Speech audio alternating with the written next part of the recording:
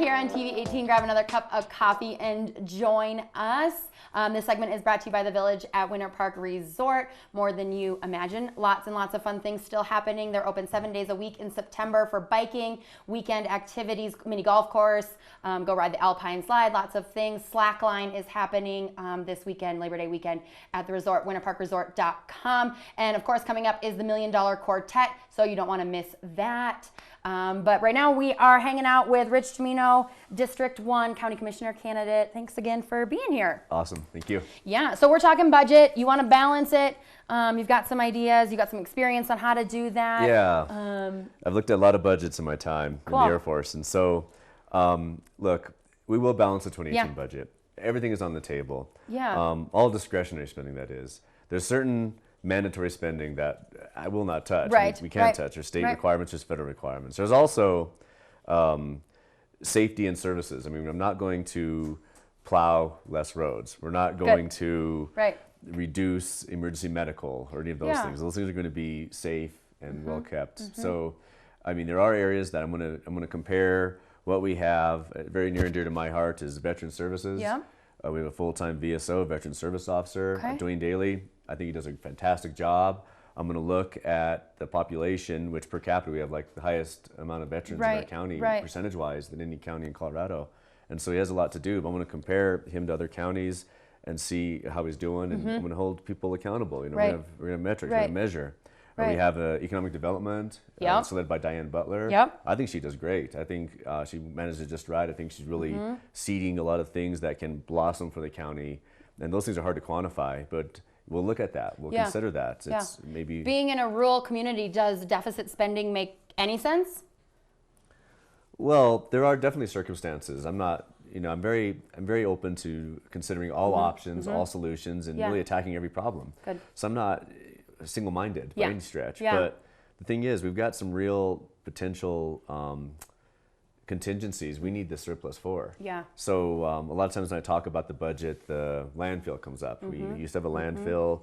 We stopped using it. I'm told the engineering that was done on the original landfill was not the best. Correct. And it potentially could be sliding, or it's about to, and it could slide into some water sources. And if that sucker starts to move, we may need to dip into that surplus to solidify it or remedy it. Who knows? If we want to invest in a new dump, we'll need a surplus to make that investment. If, you know, heaven forbid, that's not wood, is it? But if you trying to knock on some wood here.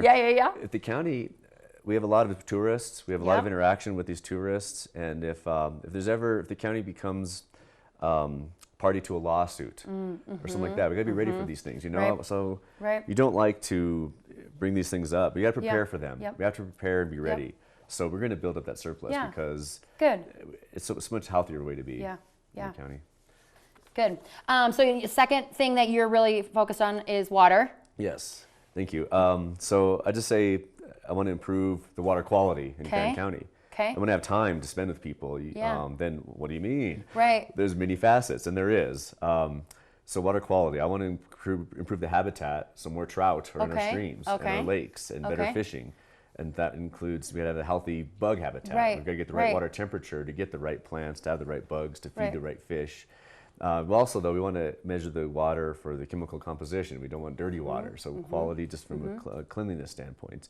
Clarity as well. Clarity is related to cleanliness, but it's how far you could see through the water. You know, I joke I'd love to see the bottom of Grand Lake again from Grand Lake Lodge. That may be years in the future before we get there, but I want to work with Denver Water. I was going to say, so Denver owns our water. So that how do things like that, how can things be done? How do you have an opinion, a say in it, and what kind of leads to that if someone else owns it? Yeah, so when I've talked to people, Kurt Klanke of Trout Unlimited has counseled me many times about we want to manage our water based on science, not politics. And so that's what I plan on doing, is using science, not politics. We're going to measure, we're going to know what works, we're going to do some studies, and we need to figure out what changes help. We're going to cooperate with Denver Water and with Northern. Those are the two big entities that we're required to pump water to. And it's not productive to fight them. I'll call them out. I'll be that squeaky wheel. I'll be obnoxious. I'll be obnoxious with them to make sure they clean out the silt in that trap we have by Berthoud Pass, where the serpentine section catches the silt, and then every year Denver Water pays for trucks to come truck it away. I'm going to make sure, hey, guys, it's time for the trucks to come. Where are they? Make sure that happens.